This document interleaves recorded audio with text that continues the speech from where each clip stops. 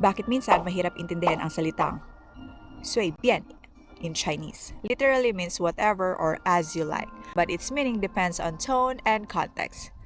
Casual or friendly. For example, 你想吃什么就随便吧. Eat whatever you like. Rude or careless. 随便can sound like I don't care or do whatever you want if said sharply. Tip: always watch tone, facial expression, and situation. In China, even a small word can sound polite or disrespectful.